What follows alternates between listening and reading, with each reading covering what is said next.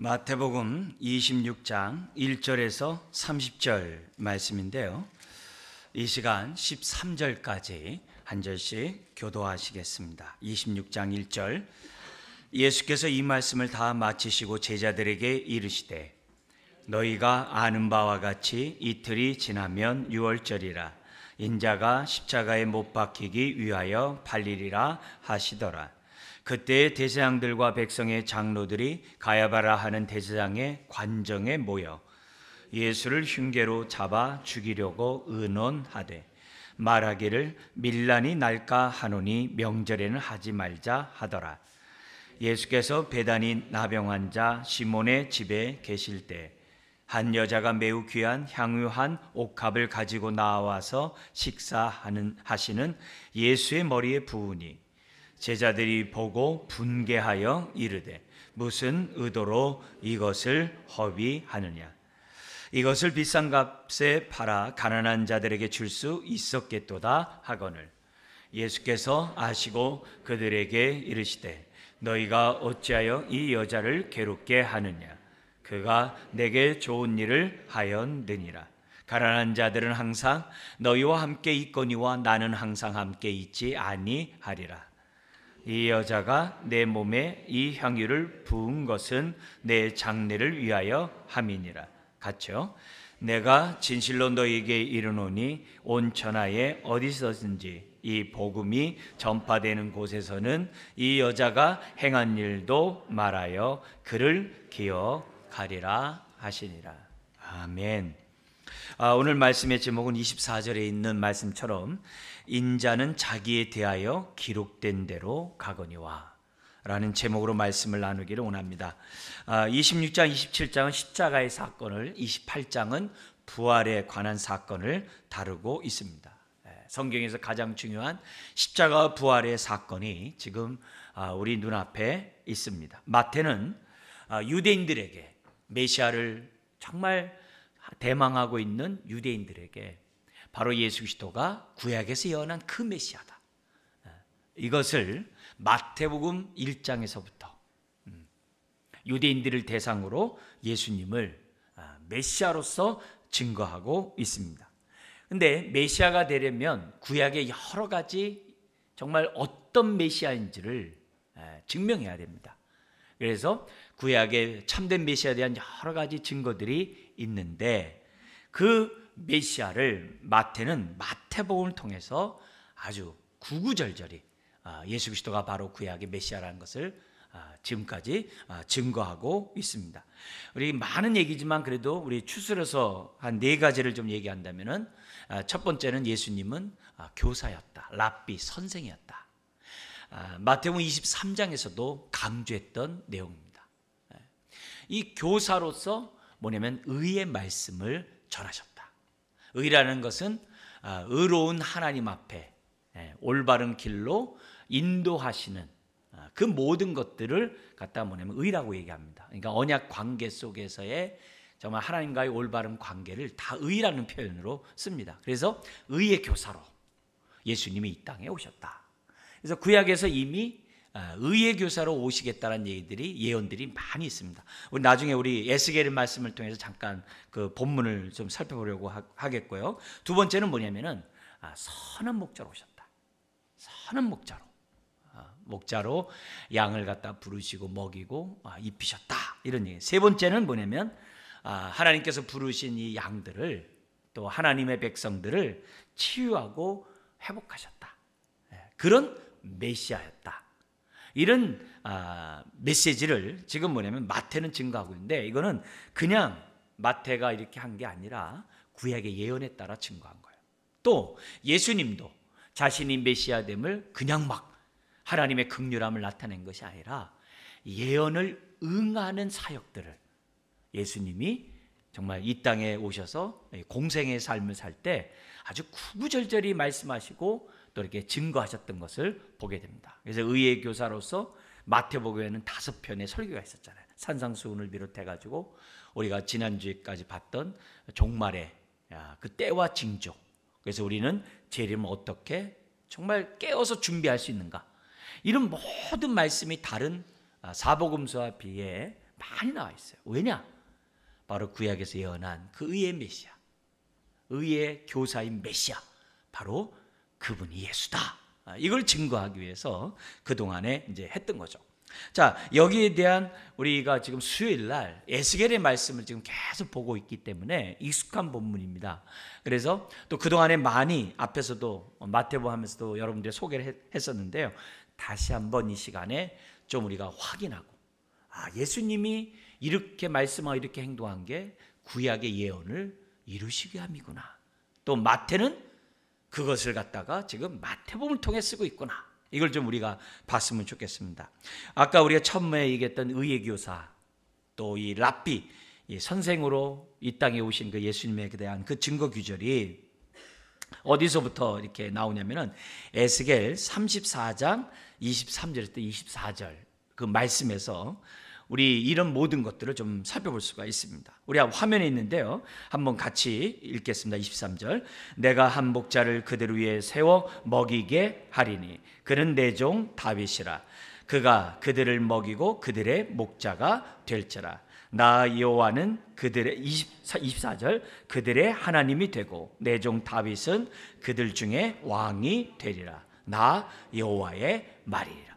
여기 보니까는 메시아가 목자로 오는데 다윗 목자래요. 그러니까 다윗 왕과 같이 정말 하나님의 통치를 너무 잘해서, 의의 통치를 너무 잘해서 백성들이 영육간에 큰 축복을 받았거든요.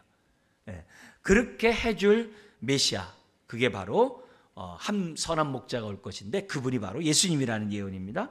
두 번째 우리 말씀 뭐였냐면은 에스겔 37장 24절부터 28절에 나와 있는 예언입니다. 여러분 이걸 이제 쭉 읽어만 보더라도 예수님이 이 땅에서 행하셨던 그 모습이 이렇게 떠오르게 될 겁니다. 이래서 예수님이 이렇게 말씀하시고 행동하셨구나. 알 수 있는데요. 우리 한번 이제 제가 한 절씩 이제 교독해서 한번 제가 24절 읽으면 여기 25절 한번 읽어봐 주세요. 24절입니다.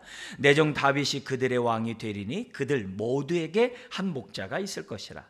그들이 내 규례를 준수하고 내 율례를 지켜 행하며. 25절. 내가 내 종 야곱에게 준 땅 곧 그의 조상들이 거주하던 땅에 그들이 거주하되 그들과 그들의 자자손손이 영원히 거기에 거주할 것이요 내 종 다윗이 영원히 그들의 왕이 되리라. 26절. 내가 그들과 화평의 언약을 세워 영원한 언약이 되게 하고, 이게 새 언약 체결입니다. 또 그들을 견고하고 번성하며 내 성소를 그들 가운데 세워서 영원히 이르게 하리니. 27절. 내 처소가 그들 가운데 있을 것이며 나는 그들의 하나님이 되고 그들은 내 백성이 되리라. 28절 같이 읽겠습니다. 내 성소가 영원토록 그들 가운데 있으리니 내가 이스라엘을 거룩하게 하는 여호와인 줄을 열국이 알리라 하셨다 하라. 말씀이 육신된 우리 가운데 거하심에, 그 거하심에 장막, 성막 치다는 거죠. 임마누엘 하겠다는 거죠. 함께 하겠다는 거죠. 우리를 성전 삼고 계시겠다는 거잖아요. 말씀이 육신된 우리 가운데 거하심에, 우리가 보니 독생자 영광이요 하나님 아버지의 영광의 그 모습이라고 우리가 요한복음 1장 14절 얘기하잖아요. 지금 에스겔에 있는 말씀과 연결되잖아요. 심지어는 여기 다윗과 26절에 화평의 언약을 세워 영원한 언약이 되게 하고, 이게 예수님이 이 땅에 오신 목적이거든요. 새 언약을 체결하는. 그리고 그들이 내 규례를 준수하고 내 율례를 지켜 행하며. 예수 그리스도가 의의 교사로서 전함으로 하게 했다는 예언이에요. 그 성취하러 왔다는 거죠. 하나만 더 본다고 한다면 에스겔 34장 11절 16절에 있는 그 말씀인데요. 거기 보면은 선한 목자로서 이 땅에 오셔서 양들을 어떻게 돌보는지를 예언되어 있어요. 여기에 따라서 예수님이 그대로 행해요. 거기 보면 11절에 보면 주 여호와께서 이같이 말씀하셨느니라. 나 곧 내가 내 양을 찾고 찾되. 그러면서 14절 그 양에게, 찾은 양에게 좋은 꼴을 먹이고 그 우리를, 짐승이 이렇게 침노하지 못하도록 이렇게 울타리를 치지 않습니까? 그 우리를 이스라엘 높은 산에 두리니 그것들이 그곳에 있는 좋은 우리에 누워 있으며 이스라엘 산에서 살찐 꼴을 먹으리라. 하나님이 저와 여러분들을 부르셔서 이렇게 좋은 꼴을 아주 안정된 그 우리 안에 집어넣어서 신약 표현을 쓴다면 예수 그리스도 안에 우리를 두어서 들어오면 나가며 꼴을 먹고 양으로 생명 없고 풍성한 의미 있고 가치 있고 보람 있고 행복한 삶을 살게 해주겠다. 그런 얘기예요. 그러면서 15절 한번 같이 한번 읽어볼까요? 내가 친히 내 양의 목자가 되어 그들을 누워있게 할지라 주 여호와의 말씀이니라. 그래서 시편 23편, 시편 1편 이 예언이잖아요. 메시아가 예수님이 이 땅에 오셔서 행하신 모습을 보세요. 근데 요 마지막에 16절의 말씀, 요게 이제 이 땅에 오셔서 주님이 행하신 선한 목자로서 먹이고 입힐 뿐만이 아니라 치유하고 회복하는 모습이 나와요. 16절 같이 읽어볼까요? 그 잃어버린 자를 내가 찾으며 쫓기는 자를 내가 돌아오게 하며 상한 자를 내가 싸매주며 병든 자를 내가 강하게 하려니와 살찐 자와 강한 자는 내가 없애고 정의대로 그것들을 먹이리라. 그래서 마태복음이 5개의 설교 말씀이 있는 다음에 중간중간에 뭐예요? 기적들이 나오잖아요. 많은 병든 자들, 정말 많은 이적들을, 능력들을 많이 행하잖아요. 이게 다 뭐예요? 지금 에스겔에 있는 이 우리가 살펴봤던 이 예언을 성취하기 위해 오신 거죠. 그래서 우리가 여기 우리 16절에 상한 자를 싸매주고 병든 자를 내가 강하게 하려니 와 그랬잖아요. 이게 우리가 뭐예요? 하나님 앞에 기도하는 증거 규절이에요. 하나님, 상한 마음을 갖고 있는 자를 싸매준다 했잖아요. 위로해 주시고 그를 갖다가 셈 준다 했잖아요. 내가 예수 그리스도를 믿어 하나님의 자녀가 되고 새 언약 백성이 되었는데 그러면 이 말씀을 응해야 될 거 아닙니까? 라고 부르짖는 증거 규절들이에요. 병이 걸렸을 때 여기 병든 자를 내가 강하게 하려니와 하지 않았습니까? 그리고 그렇게 많은 병들을 고치지 않았습니까? 내가 언약 백성인데 나를 고쳐주세요. 이 규절을 놓고 하나님 앞에 부르짖는 그런 증거 규절인 거죠. 내 삶이 공고하고 힘들고 어려웠고 그러면 선한 목자로서 나를 정말 푸른 초장에 누이신다고 하셨잖아요. 하나님 도와주세요. 영원한 왕이 된다고 했는데 내 가정에 내 인생에 왕이 되주세요. 그래서 다윗 시대처럼 정말 복된 인생, 복된 가정 되게 해주십시오. 예수님이 바로 그것을 위해 오셨다는 것을 지금 마태는 증거하고 있고 예수님은 선한 목자로 왕으로 지금 이 땅에 오시고 오늘 저와 여러분들을 정말 구원하셨다는 사실을 기억해야 돼요. 근데 4가지 중에 지금 3가지 봤잖아요. 한 가지가 더 있어요. 뭐냐면 마태에서는 특별히 강조하는 게 뭐냐, 이런 선한 목자가 양 무리로부터 배척받고 죽임을 당한다는 거예요. 죽는다는 거예요. 그거를 마태는 지금 뭐예요? 26장에서부터 지금 본격적으로 기록하고 있는 거예요. 근데 이 죽으리라는 그것도 뭐예요? 예언되어 있다는 거예요. 성경에 많이 예언되어 있죠. 그중에 여러분들에게 소개하고 싶은 게 뭐냐면 스가랴 13장 7절에 있는 말씀을 소개하려고 해요. 스가랴 9장에서부터 14장은요 읽어보시면 예수님의 십자가의 죽음이 어떻게 죽는지 너무 선명하게 그림처럼 나와 있어요. 그 가운데 한 본문이 13장 7절이에요. 한번 같이 읽어볼까요? 만군의 여호와가 말하노라. 가라, 깨어서 내 목자 내 짝 된 자를 치라. 목자를 치면 양이 흩어지려니와 작은 자들 위에는 내가 내 손을 들이우리라. 예수 그리스도가 양무리로부터 버림을 받아 죽임을 당할 것이라는 예언이 있어요. 지금 오늘 26장 27장에서부터는 그 예언이 어떻게 성취되는지를 오늘 이 시간 우리가 보려고 합니다. 그래서 이 예언된 이 모습을 우리가 살펴보면서 정말 우리가 다시 한번 십자가의 의미를 깨닫고 또 십자가를 통해서 우리에게 주시고자 했던 하나님의 그 은혜들을 우리들이 알고 맛보면서 영광 돌리는 저와 여러분들이 되어야 한다는 거죠. 그래서 좀 더 이 오늘 본문에 우리 30절까지인데요. 크게 4개의 사건이 있어요. 1절부터 5절까지는 예수님 내가 죽을 것이다. 그러면서 어떤 말씀이 나오냐면 3절부터 5절에 대제사장과 장로들이 예수 그리스도를 죽일 흉계를 꾸미는 장면이 나옵니다. 두 번째 6절부터 13절까지는 한 여인이 매우 귀한 향유 옥합을 가지고 와서 그걸 깨고 주님의 머리에다 붓는 그런 사건이 나옵니다. 세 번째는 14절 16절에 나와 있는 것처럼 예수님을 은 30에 대제사장에게 팔아버린 가룟 유다의 사건이 나와요.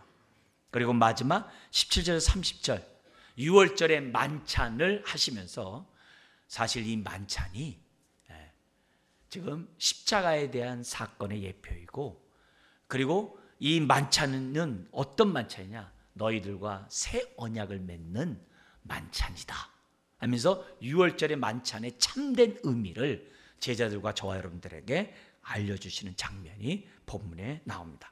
자, 그러면 이런 네 개의 이런 사건을 통해서 우리가 이 시간 주목해서 봐야 될 교훈을, 하나님의 그러한 가르침을 우리가 하나씩 좀 보기를 원합니다. 첫 번째는 뭐냐면 지금 앞에 서론에서도 좀 강조했던 것처럼 24절에 있는 것처럼 인자는 자기에 대하여 기록된 대로 팔려서 죽으셨다는 사실을 알라는 거예요.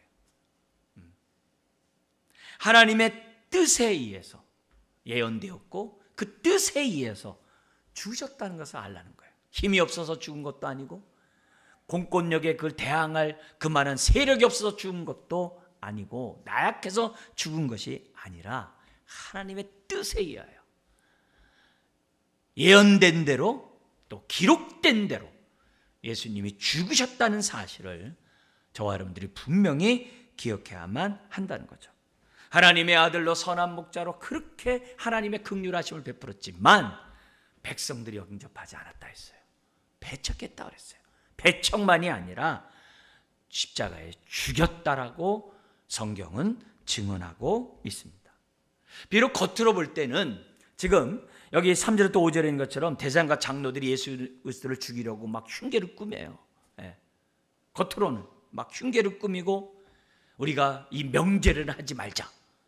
왜? 밀란이 날 수 있으니까. 많은 사람들 백성 가운데 선지자로 섬기는 사람들도 있었거든요. 믿고 따른 자들도 있었거든요. 그러니까 밀란이 날 수 있으니까 이 명제는 하지 말자. 근데 그게 자기네 뜻대로 됩니까? 예수님은 저와 여러분들의 죄를 대신 짊어지고 정말 유월절의 어린 양이 이스라엘을 구원했듯이 하나님의 어린 양으로 저와 여러분들을 정말 유월절의 완성으로 유월절날 죽으셔야 되는데 대제사장이 명제를 하지 말자 해서 될 일은 아니죠. 될 일은 아니죠. 하나님의 뜻에 따라 유월절의 어린 양처럼 하나님의 어린 양으로 십자가에 죽으셔야만 했다는 거죠. 그러니까 겉으로는 예수를 죽이기로 논의하고 가룟 유다는 예수님을 배반해서 30에 팔아버리고 사내들인 앞으로 나오는 사내들인 공의회는 사형 선고하고 로마의 빌라도 총독은 사형을 집행하고 제자들은 다 도망갔지만 그거는 겉으로 드러난 얘기고 내면으로는 속으로는 하나님의 뜻에 따라 거기 24절에 있는 것처럼 기록된 대로 가거니와 기록된 대로. 오늘 1, 2절의 말씀도 보십시오. 그러니까 이걸 보면은 결국 예수님이 왜 이 땅에 오셨냐? 죽기 위해 오셨다는 거예요. 아니 살기 위해 와야지, 태어나야지. 죽기에 이 땅에 오셨다는 게 말이 됩니까? 근데 마태는 시종일관 예수님은 죽기 위해 오셨다는 거예요. 오늘 2절의 말씀도 그렇잖아요. 자신의 말씀을 그동안에 다 하시고 결국 뭐라 그래요? 너희 2절 뭐라 그럽니까? 같이 한번 읽어볼까요? 너희가 아는 바와 같이 이틀이 지나면 유월절이라 인자는 십자가에 못 박히기 위하여 팔리리라 하시더라. 그죠? 못 박히기 위하여 팔리리라. 우리 자신도 예수님도 자신이 십자가에 죽을 것이라는 것을 알고 그동안에 공생의 삶을 사셨고 지금 어떻게 돼요? 십자가에 죽겠다는 겁니다. 이 죽음은 여기만 있는 게 아니죠. 앞에서 16장도 있었고요. 앞에 20장에도 있었고요. 내가 십자가에 죽게 될 것이다. 그래서 주님은 초지일관 십자가를 향해 나아가고 있었다는 것을 우리들에게 보여줍니다. 왜 그래요?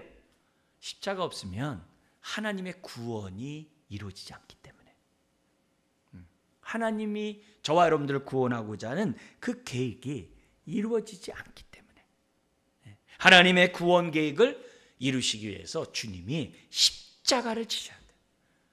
뿐만 아니라 하나님의 저주의 진노에서 십자가가 없이는 벗어날 자가 없기 때문에. 구약의 10번째 출애굽할 때 10번째 제약이 뭐예요? 장자가 다 죽는 거예요. 그래서 하나님의 진노의 사자가 애굽 땅에 임해요. 근데 단 어린 양의 피를 문설주와 임방에 바른 그 집에는 하나님의 저주의 사자가 넘어갔어요. 이 넘어갔다는 말이 유월하다는 거예요. 유월. 그래서 유월절이 된 거예요. 우리 번역으로 유월절이 된 거예요. 재앙이 넘어가다. 진노가 넘어가다. 뭐 때문에? 어린 양의 피. 예수님이 왜 십자가에서 죽으시는가?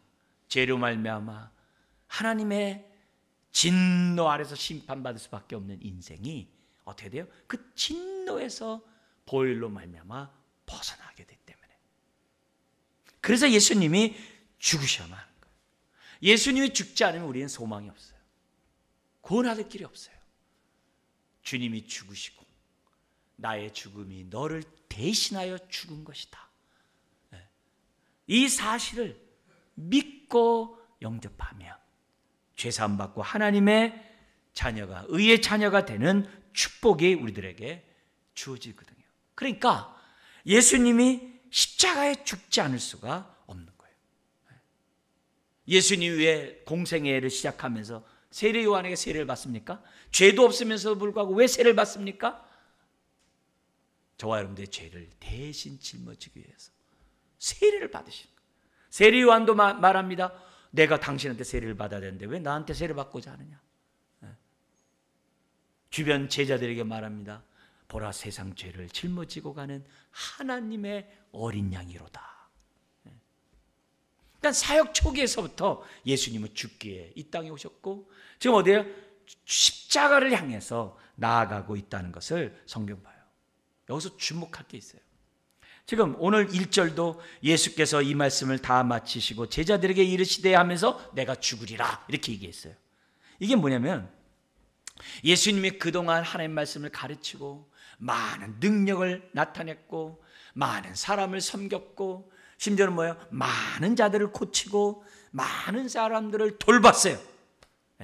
그런데 이 모든 것은 어디서 완성되냐면 십자가에서 완성된다는 거예요. 예수님의 섬김의 그 완성이 십자가에서 저를 위해서 대신 죽는 거예요. 하나님이 우리를 사랑한다는 그 사랑이 예수님이 대신 십자가의 죽음으로 하나님의 사랑이 우리들에게 증명된 거예요. 모든 것이 다 뭐냐면 십자가에서 완성이 돼요. 만약에 십자가가 없다면요, 예수님이 아무리 좋은 말씀을 했어도 구세주가 될 수 없어요. 많은 병든 자를 고치고 치유했어도 구세주 메시아가 될 수가 없어요. 또 십자가의 죽음이 없다면 굳이 성령으로 잉태되어 하나님의 아들로 이 땅에 올 필요가 없어요.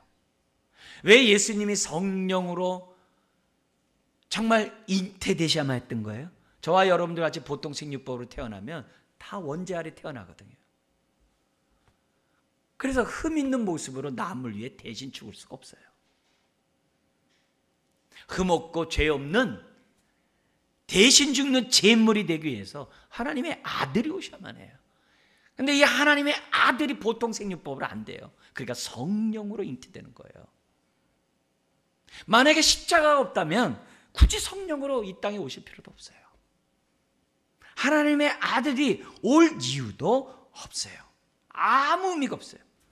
십자가가 없으면 하나님의 구원의 역사가 이루어지지 않아요. 십자가 없으면 무엇도 없어요. 부활도 없죠. 성령님이 이 땅에 오시지 않죠. 저와 여러분들과 하나님이 함께할 이유도 없고 또 할 수도 없죠. 왜요? 거룩한 하나님이 부정한 저와 여러분들에게 어떻게 함께해요?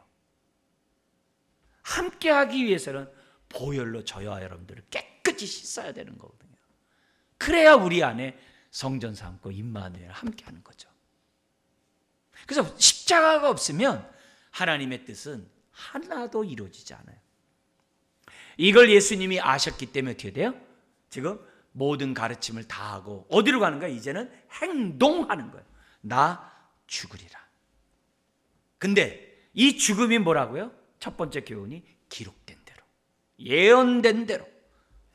그러니까 예수님은 하나님의 뜻을 확실히 알았기 때문에 기꺼이 십자가를 지시는 주님의 모습을 오늘 우리들에게 보여줍니다. 우리 지난주에 마태복음에 우리 나와 있는 말씀처럼 우리 주님은 다시 반드시 오실 거예요.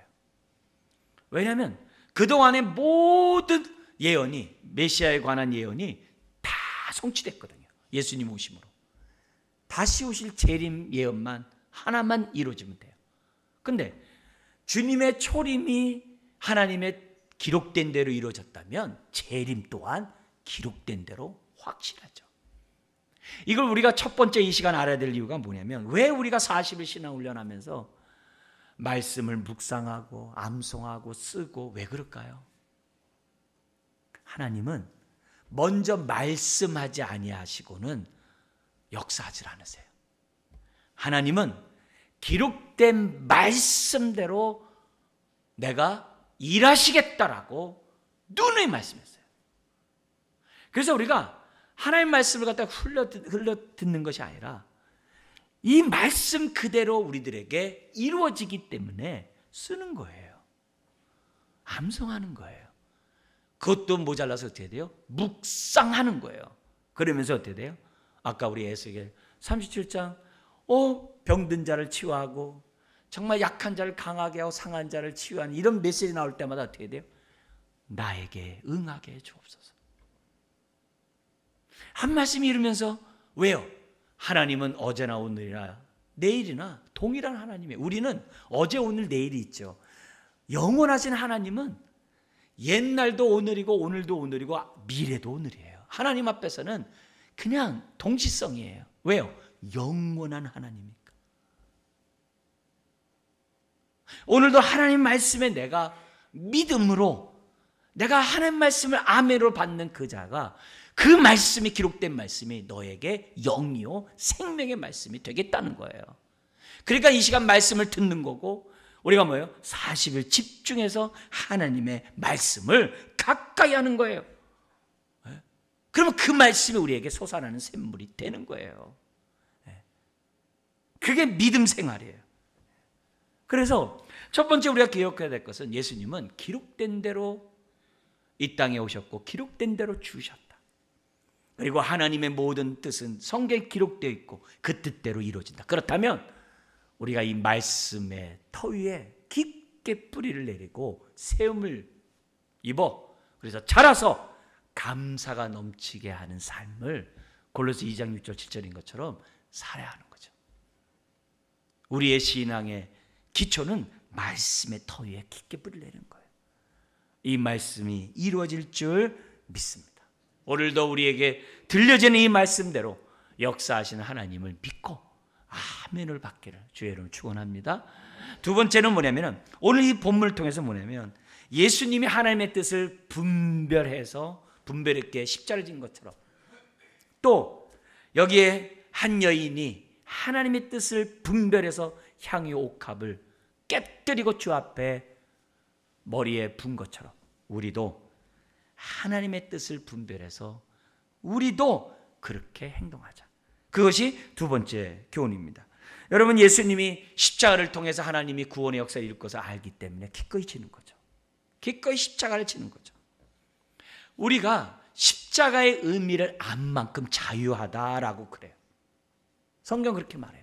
십자가를 안 만큼 우리가 자유로운, 아까 쉴 만한 물가에 누이시는 그런 축복을 우리가 누린다고 해요. 하나님의 십자가의 그 말씀, 십자가의 의미를 깨달을수록 신앙생활이 편해요. 두 마음을 가질 이유가 없거든요. 의심할 일이 없거든요. 그냥 우리의 마음이 아주 하나님께 집중됐기 때문에 행복해요. 머리가 복잡하지가 않아요. 왜 가시덤불과 같은 마음밭이 왜 생겨요? 그건 다른 게 아니에요. 하나님의 말씀을 우리가 어떻게 돼요? 희미하게 알기 때문에 마음이 가시덤불 같아요. 가시덤불이 어떤 마음밭이에요? 세상 염려, 돈 걱정, 세상 쾌락을 나가는 이 모습이면, 말씀이 그 안에 뿌리를 내리지 못한다는 거예요. 왜 이래요? 다른 게 아니에요. 하나님의 뜻을 분별하지 못하니까 마음이 혼탁한 거예요. 그러니까 신앙생활이 행복하지를 않아요. 그냥 복잡한 범위 속에서만 해결되지 않고 살아가요. 근데 선한 목자는 뭐예요? 우리에게 평안을 주시고, 우리에게 소망을 주시고, 우리에게 복된 삶을 살아가게 하시는 분이거든요. 그렇기 때문에 우리가 어떻게 돼요? 정말 예수님처럼 십자가의 의미를 잘 깨닫고, 이제 우리가 보는 이 본문에 나오는 이 여인처럼 잘 깨닫고, 저와 여러분들이 신앙 생활해야만 한다는 것을 우리에게 말씀합니다. 오늘 본문에 보면 십자가의 의미를 잘 깨닫는 사람들과 깨닫지 못한 사람들이 많이 나옵니다. 오늘 본문만이 아니라 27장까지 여러 사람들이 나옵니다. 대표적인 사람을 좀 대조해서 좀 보겠는데요. 첫 번째 사람이 십자가의 의미를 깨닫지 못했던 첫 번째 사람이 누구냐면 3절 5절에 있습니다. 대제사장과 장로들이에요. 이들은 예수님을 잡아 죽일 흉계를 꾸미고 있었어요. 근데 그 흉계가 뭐였느냐? 예수님을 그 당시 로마 형벌 중에서 가장 극악무도한 십자가의 형벌에 예수를 못 박아 죽이자는 거예요. 예수님이 원래 죽어야 될 제목은 성전을 설안하게 한 종교죄예요. 종교죄는 스데반 집사를 돌로 쳐 죽이는 것처럼 사람들 앞에 돌로 쳐 죽이면 돼요. 근데 그렇게 하면 어떻게 돼요? 자기 손에 피 묻히잖아요. 그렇게 하면 아직도 예수님을 따르는 많은 정말 백성들이 있잖아요. 어떤 밀란이 나타날지도 모르죠. 그래서 그들이 흉계를 꾸며서 뭐라고 했냐? 우리가 죽이지 말고 저 빌라도에 의해서 로마 형벌에 의해서 정치적으로 죽이자. 네. 그러면서 뭘 그들이 갖다 댔냐면 신명기 21장 22절 23절의 말씀을 거기다가 대입을 해버렸어요. 말씀을 잘못 우리가 볼 때는 적용했다고 말할 수 있겠습니다만, 그러나 그들은 어떻게 돼요? 자기들의 입장에서는 이게 지혜다. 심지어 아마 하나님의 지혜라고 얘기했을 거예요. 그러면서 뭐라고 그러냐면은 그 신명기 21장 22, 23절에 있는 내용을 우리가 잠시 좀 볼 필요가 있습니다. 같이 한번 읽어볼까? 22절. 사람이 만일 죽을 죄를 범함으로 내가 그를 죽여 나무 위에 달거든. 23절. 그 시체를 나무 위에 밤새도록 두지 말고 그날에 장사하여 내 하나님 여호와께서 내게 기업으로 주시는 땅을 더럽히지 말라. 나무 위에 달린 자는 하나님께 뭘 받았다? 저주를 받았다. 그러니까 십자가의 형틀에 예수님이 못 박히면은 정치적으로 죽였지만 그 유대인들 심성 속에 뭐가 나오는 거예요? 신명기 21장 23절 유대인들은 다 알아요. 하나님의 저주받은 자였네 하면서 어떻게 돼요? 백성들이 다 흩어진다는 거예요. 아까 양을 치면 양들이 다 흩어진다 그랬잖아요. 다 흩어진다는 거예요. 그래서 대제사장과 장로들이 맞다.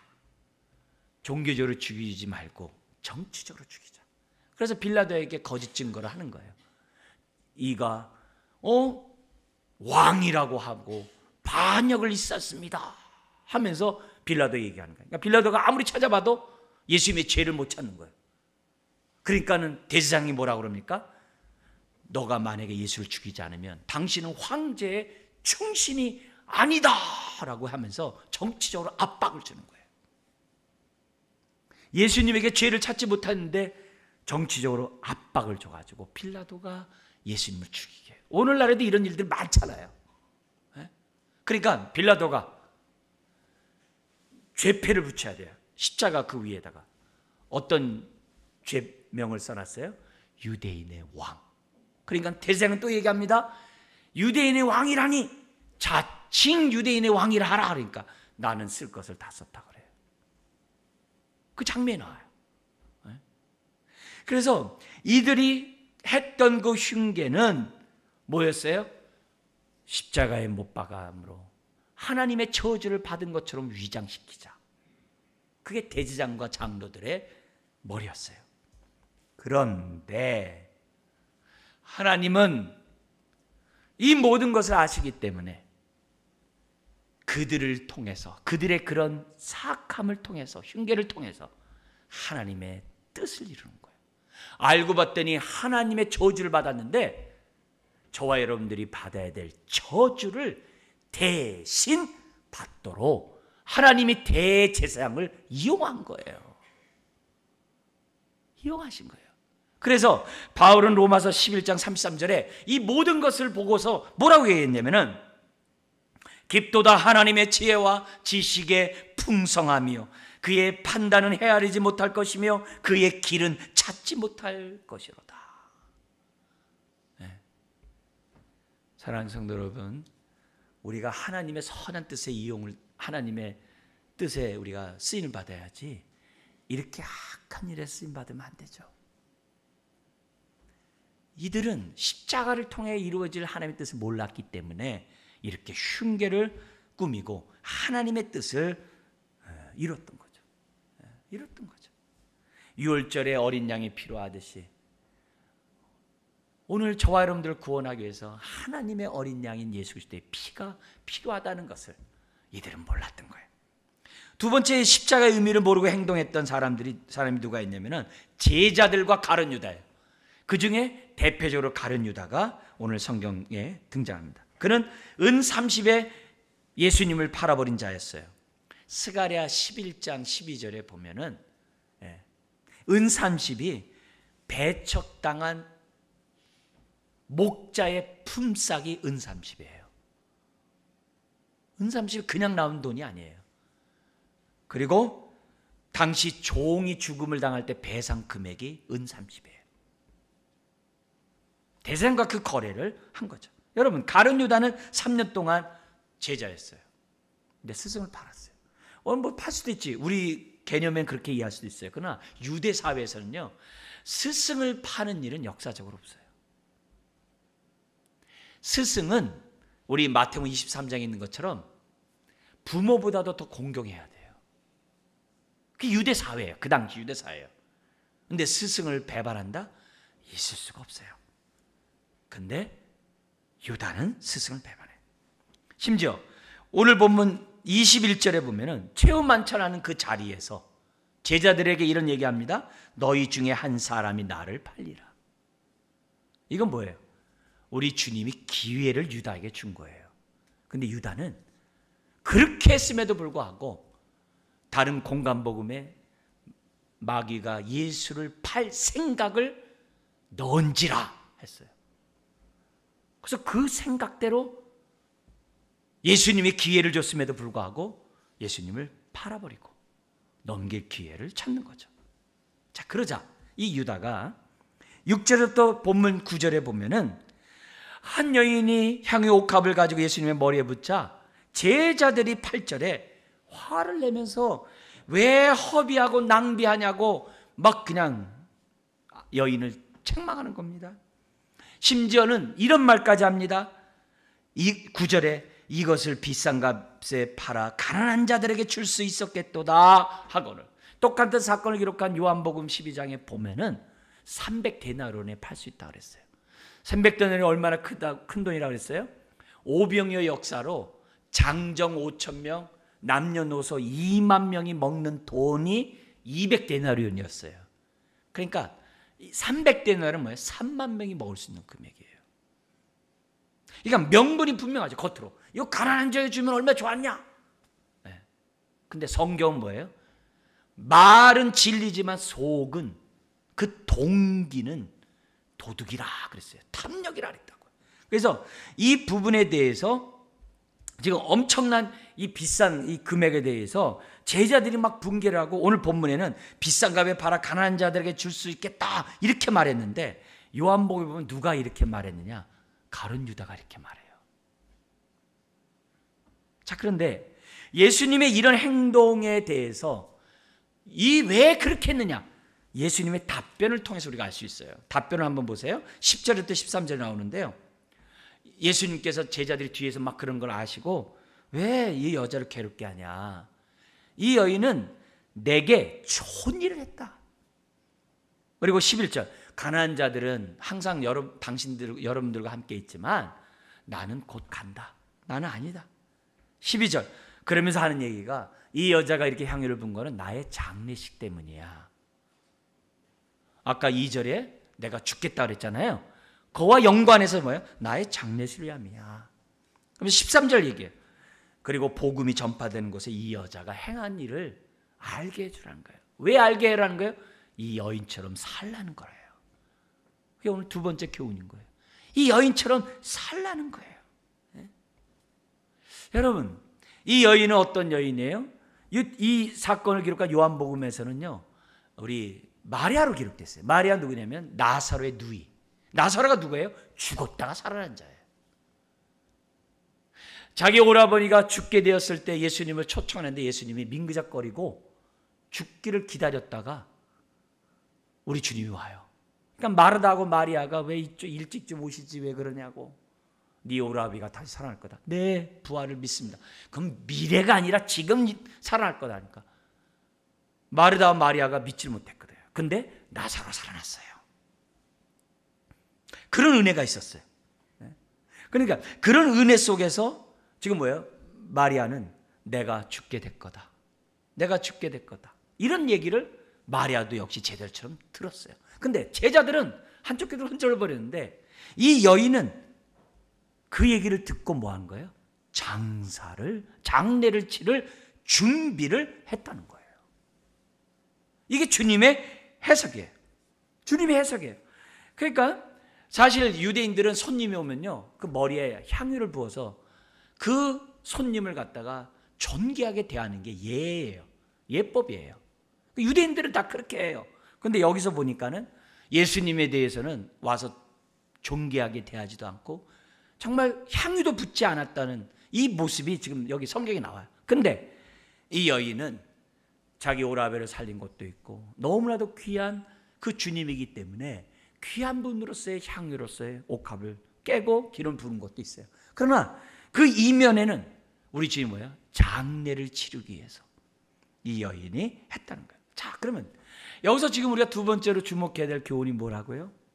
예수님이 하나님의 뜻을 알았기에 기꺼이 십자가를 졌던 것처럼 마리아는 예수님의 장례를 알았기 때문에 뭐예요? 기꺼이 옥합을 깨뜨렸다는 거예요. 그래서 뜻을 아는 것이 중요해요. 우리가 40일 신앙 훈련하면서 십자가의 의미를 알고자 집중해요. 왜요? 안 만큼 하나님 은혜를 받으니까. 그래서 우리가 십자가의 그 의미를 그만큼 깨닫기 위해서 우리가 이 40일 신앙 훈련에 집중해요. 그러면 그렇게 십자가의 은혜를 깨달으면 사랑을 느끼면 우리도 어떻게 돼요? 마리아 같이 예수님처럼 옥합을 깨는 행동을 한다는 거예요. 여러분, 예수 믿는 사람 옥합을 다 깨야 됩니다. 법으로 정하는 게 아니에요. 그렇게 한다고 되는 게 아니에요. 옥합을 깨는 것은 차은함으로 감사함으로 하는 것이 옥합을 깨는 거예요. 그래서 여러분, 이 40일 신앙 훈련하면서 성경 묵상하고 이렇게 뭐 암송하고 쓰응하다가요, 소극적으로 하면요 아무 소용없어요. 수동적으로 하면 아무 의미가 없어요. 능동적으로 말씀을 더 가까이 하고자 하고, 그래서 십자가의 의미를 더 깨닫게 하고, 교회가 분위기를 말해주지만 물가로 데려가도 물 먹는 건 여러분 자신이에요. 억지로 은혜의 물을 마시지 않았으면 좋겠어요.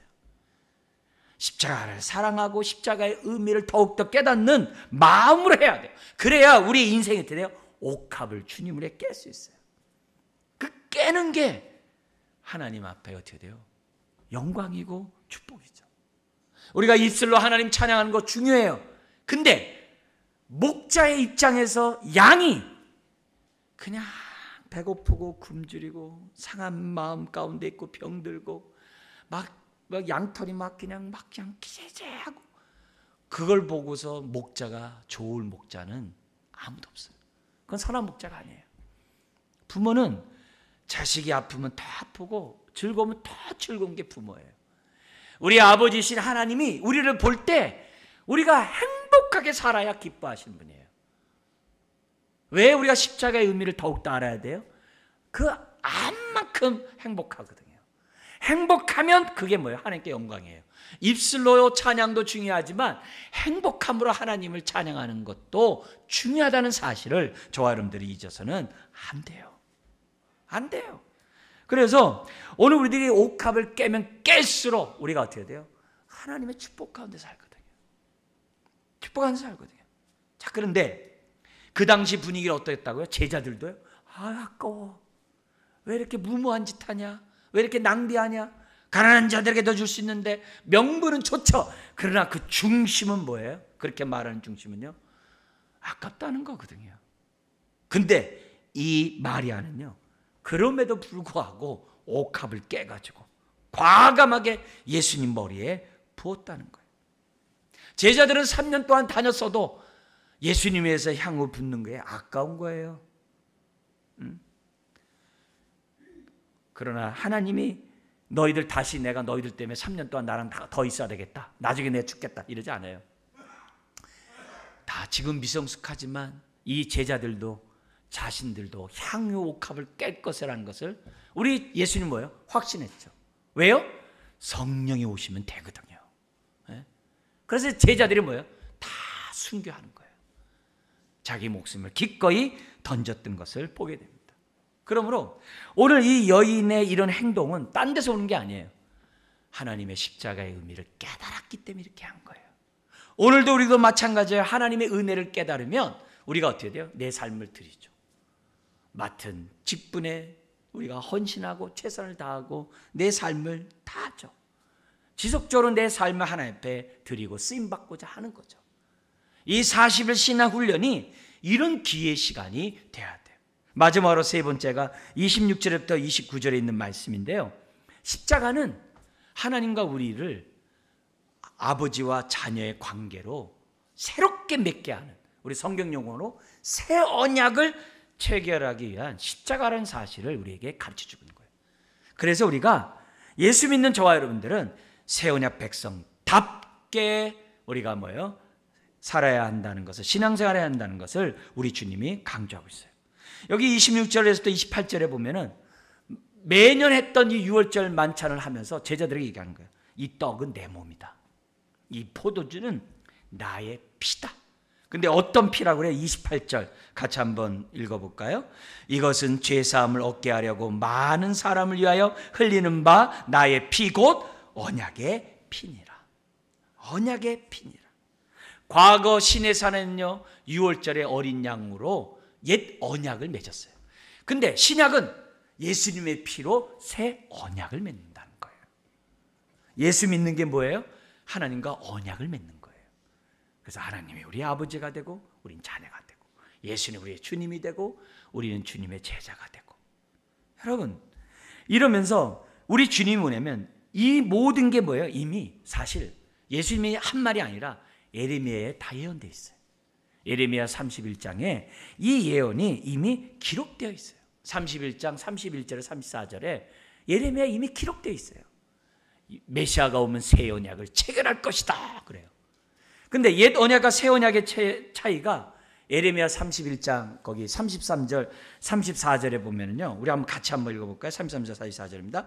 그러나 그날 후에 내가 이스라엘 집과 맺을 언약은 이러하니 곧 나의 법을 그들의 속에 두며 그들의 마음에 기록하여 나는 그들의 하나님이 되고 그들은 내 백성이 될 것이라 여호와의 말씀이니라. 34절 그들이 다시는 각기 이웃과 형제를 가리켜 이르기를 너는 여호와를 알라 하리지 아니하리니 이는 작은 자로부터 큰 자까지 다 나를 알기 때문이라. 내가 그들의 악행을 사하고 다시는 그 죄를 기억하지 아니하리라 여호와의 말씀이니라. 여러분 우리는 이 예레미야 말씀을 잘 몰라요. 그런데 유대인들은 다 안다니까요. 구구단 알듯이. 그러니까 예수님이 언약의 피다 했을 때 이들은 예레미야 말씀을 딱 생각하고 있어요. 여러분 새 언약을 맺으면 세 가지를 강조해요. 뭐예요? 옛 언약은 돌비에다 십계명을 새겼는데 내가 너희 마음판에 내 말씀을 세우겠다는 게 첫 번째고, 두 번째는 하나님을 인격적으로 알게 해주겠다는 거예요. 왜요? 성령을 주시기 때문에. 세 번째, 다시는 너희 죄를 기억하지 않겠대요. 왜? 주의 피로 우리를 영원히 도말해서 하나님의 거룩한 성전을 삼았기 때문에 안 하겠다. 이게 뭐예요? 새 언약의 축복이에요. 그렇다면 오늘 우리가 새 언약 백성답게 이 축복을 누리면서 저와 여러분들이 사셔야만 한다는 거예요. 그래서 우리가 어떻게 돼요? 이 40의 신앙훈련 동안 십자가의 의미를 묵상해야만 한다는 거죠. 이걸 알 때 가룟 유다처럼 탐심의 종이 되지 않아요. 제자들처럼 아깝다라고 말하지 않아요. 오히려 여인처럼 자기 삶을 드려요. 무엇보다 29절 같이 삽니다. 우리 29절 보고 말씀 마치겠는데요. 29절 같이 한번 읽겠습니다. 그러나 너희에게 이르노니 내가 포도나무에서 난 것을 이제부터 내 아버지의 나라에서 새 것으로 너희와 함께 마시는 날까지 마시지 아니하리라 하시니라. 여러분 생뚱맞게 우리 들리죠? 우린 유대인이 아니니까. 근데 제자들 치고 이걸 못 알아듣는 사람 한 명도 없어요. 왜 그럴까요? 이건 나실인 서약이에요. 나실인은 삼손같이 태어날 때부터 나실인이 있고 일순간 일정 기간 하나님의 뜻대로 하나님 앞에 구별된 시간을 구별된 삶을 살고자 하는 일정 기간을 정할 수도 있어요. 그런 사람 나실이라고 그래요. 그래서 예를 들어서 우리가 지금 40일 신앙훈련 하잖아요. 이게 뭐예요? 나실인 훈련하는 거예요. 이 기간 또 하나님께 집중하겠습니다. 그게 나실인 서약한 거예요. 우리는 29절 보고서 나실인 생각 안 하지만 그냥 구약을 우리가 많이 공부를 해야 되는 거예요.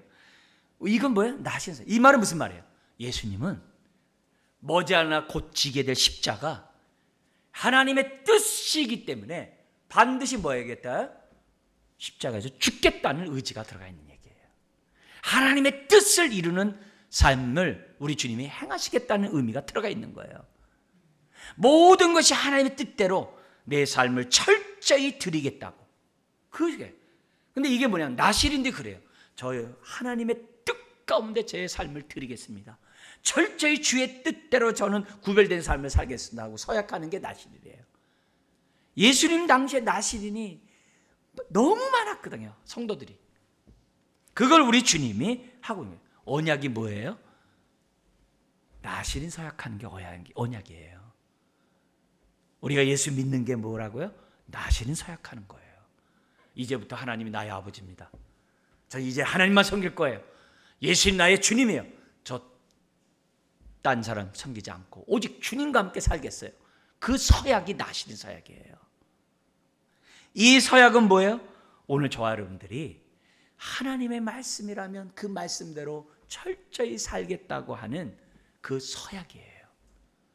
오늘 우리 주님은 이런 것들을 통해서 우리들에게 말씀해요. 의의 교사이신 주님은 말씀대로 사셨고 말씀대로 죽으셨어요. 그렇다면 우리도 하나님의 말씀에 따라 저와 여러분들이 순종해야 돼요. 순종하려면 어떻게 해야 돼요? 주의 말씀을 분별해야 돼요. 분별하기 위해서 지금 뭐예요? 40일 신앙 훈련을 지금 하고 있는 거예요. 이럴수록 우리가 정말 구별된 나실인과 같은 삶을 저와 여러분들이 축복 가운데 살아갈 수 있다는 겁니다. 이런 축복이 여러분의 삶 속에 임하시길 다시 한번 주의 이름으로 축원드립니다. 기도하겠습니다. 하나님 아버지, 십자가의 의미를 알고 신앙생활하게 하여 주옵소서. 하나님의 뜻에 순종하는 데 방해되는 요소들을, 유다의 탐욕과 대장의 무지와 제자들의 이런 것들을 다 버리게 하여 주시고 이 40일 신앙 훈련 기간 동안 적극적으로 이 마음으로 하나님의 언약의 축복을 온전히 누리는 하나님의 자녀 다 되게 하여 주옵소서. 예수님의 이름으로 기도드리옵나이다. 아멘. 찬송가 150장